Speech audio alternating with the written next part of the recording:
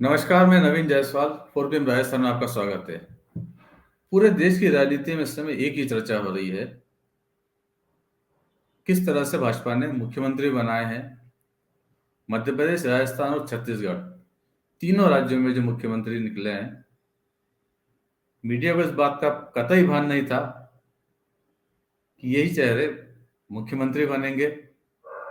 किसी ने भी खुलकर पहले घोषणा नहीं की। कोई आज की तारीख में भले ही कुछ मीडिया संस्थान दावा कर रहे हैं कि हमने ये नाम पहले चला दिया था, वो नाम पहले चला दिया था, लेकिन हकीकत यह है कि सारे संस्थान जितने जानकार हैं, राजनीति के जानकार हैं या जो नेता भी जुड़े हुए हैं, कोई भी नहीं समझ पा रहा था कि मुख्यमंत्री कौन बनेगा। सारे चैनल लगातार इस खबर पर बने हुए थे, रिपोर्टर को खड़े रख के लगातार पूछ रहे थे, स्टूडियो में बैठकर कयास लगाए जा रहे थे, हर एक दावेदार के पक्ष में समीकरण गिनाए जा रहे थे, जाति का समीकरण गिनाए जा रहे थे, क्षेत्रीय संतुलन गिनाया जा रहा था।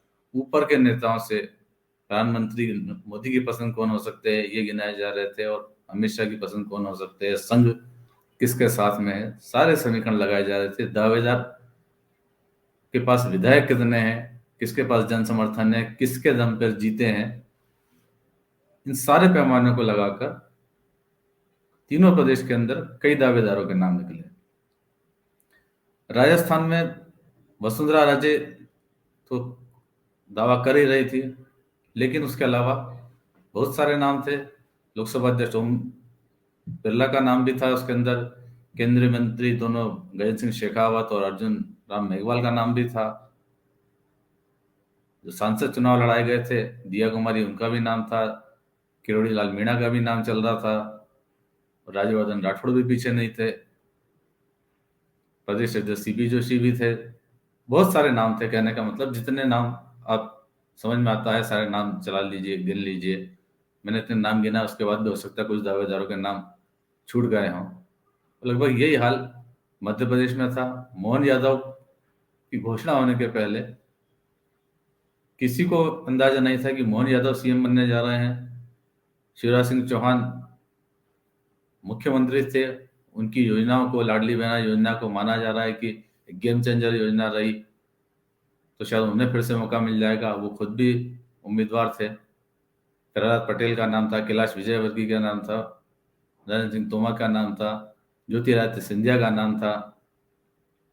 वहां भी बहुत सारे नाम थे, और इसी तरह छत्तीसगढ़ में भी था। लेकिन जो नाम निकल कर आए वो बिल्कुल चौंकाने वाले हैं। मीडिया भी ये बात मानता है, सारे दावेदार ये बात मानते हैं, और सब अब यही बात कही जा रही है कि प्रधानमंत्री नरेंद्र मोदी के दिमाग में क्या है वो पढ़ना मुश्किल ही नहीं, नामुमकिन है। जो जानकार मोदी की राजनीति को समझते थे वो लगातार पहले से ये कहते आ रहे थे कि वो किसी दावेदार का नाम नहीं ले सकते हैं, क्योंकि मोदी किस तरह से सोच रहे हैं ये कोई नहीं जानता है। उनके दिमाग में क्या चल रहा है, किसके नाम की पर्ची खुल जाएगी, किसका नाम जेब से निकलेगा, पर्ची के अंदर उसका नाम होगा और वो मुख्यमंत्री बन जाएगा। ये बातें लगातार होती रही, लेकिन जो आज ये बात हो रही है कि प्रधानमंत्री नरेंद्र मोदी के दिमाग को नहीं पढ़ा जा सकता, उसी समय जब तीनों राज्यों के अंदर फैसला हो गया, प्रधानमंत्री नरेंद्र मोदी के भाषण की बड़ी चर्चा हो रही है, और उस भाषण को सुना जाए तो सारी स्थिति साफ हो जाती है। जो चर्चा आज चल रही है उन कयासों को लेकर प्रधानमंत्री नरेंद्र मोदी ने भी कभी जताया था, और क्या हकीकत है, दावेदारों को क्या करना चाहिए, किस तरह की राजनीति करनी चाहिए, ये नरेंद्र मोदी ने आज से 5 साल पहले बता दिया था। भाषण तब का है, 2019 का भाषण है। 25 मई को संसद के सेंट्रल हॉल में हुआ था, जब लोकसभा का चुनाव जीतने के बाद प्रधानमंत्री नरेंद्र मोदी ने अपनी पार्टी के सांसदों को और जो सहयोगी गठबंधन के उनके सहयोगी थे उनके सांसदों को सुनाया था। और दिलचस्प बात यह है कि उसके अंदर वसुंधरा राजे भी मौजूद थी, और जब प्रधानमंत्री भी बात कह रहे थे कि यदि शपथ के लिए आपका बुलावा भी आ जाए तब भी उसे पहले वेरीफाई कर लेना, तब ये बात सुनकर वसुंधरा राजे हंस रही थी। और कल आपने देखा होगा कि जब वसुंधरा राजे को राजनाथ सिंह ने पर्ची थमाई तो किस कदर चौंकी थी। तो सुनते हैं प्रधानमंत्री नरेंद्र मोदी का भाषण, बड़ा दिलचस्प भाषण है। आपको अनुभव आ जाएगा थोड़े दिन में। अभी तो मुझे सबकी सूची, कौन जीत करके आए हैं, कौन नहीं आए हैं, सारी चीजें अभी तो देखना मेरा बाकी है। लेकिन इस देश में बहुत ऐसे नरेंद्र मोदी पैदा हो गए हैं जिन्होंने मंत्रिमंडल बना दिया है, और अगर सबका टोटल लगाएंगे तो शायद एक 50 एमपी रह जाएंगे जो मंत्री के लिस्ट में नहीं आएंगे। और ये सबसे बड़ा संकट होता है जी। फिर हमको भी कहना है यार उस अखबार में आया है, जरूर मेरा नंबर लगेगा। मैं इतना हैरान हूं जी, आजकल लोग झूठे फोन करते हैं। मैं पीएमओ से बोल रहा हूं, आपका नाम तय हो गया, आप दिल्ली आ जाइए।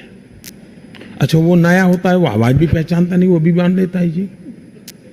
मैं कृपा करके कहता हूं, ये जो मीडिया वाले नाम चला रहे हैं वो सरासर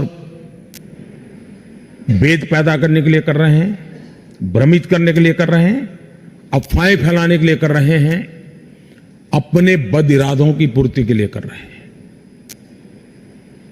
आप इस भ्रम में कभी मत आइए। कुछ तो लोग आएंगे, अरे यार मैंने तो तुम्हारा कंप्यूटर पे नाम देखा था, रात को 9 बजे नाम था यार, राष्ट्रपति की यहां लिस्ट गई, तुम्हारा नाम क्यों नहीं आया? यहां तक जैसे मेरे बगल में बैठ करके बना रहा है। मैं लंबे समय तक मुख्यमंत्री रह के आया हूं, 5 साल यहां रह के आया जा रहा हूं। देखिए जी, ऐसा कुछ नहीं होता है जी। ये कोई अगर आपको सुना दे तेरा तो तय है और वो तुझे करवा देगा, वो मिला, कुछ होना नहीं है जी। जो कुछ भी होगा, जो नॉर्म्स तय होते हैं, नॉर्म्स के आधार पर होता है। न कोई अपना है न कोई पराया है, जो जीत कर आए सारे मेरे हैं। लोग होंगे जो आपको गुमराह करेंगे, आपने इससे बच के रहना है। सरकार और कोई बनाने वाला नहीं है, जिसकी जिम्मेवारी है वही बनाने वाले हैं। अखबार के पन्नों से न मंत्री बनते हैं न मंत्री पद चले जाते हैं। दोस्तों, ये भारतीय जनता पार्टी और एनडीए का कैरेक्टर नहीं है, और इसलिए कृपा करके शपथ समारोह तक मेहरबानी करके इन चीजों में कोई भरोसा मत करना। और आपको फोन आ भी जाए ऑफिशियल, जब आए तब भी वेरीफाई कीजिए,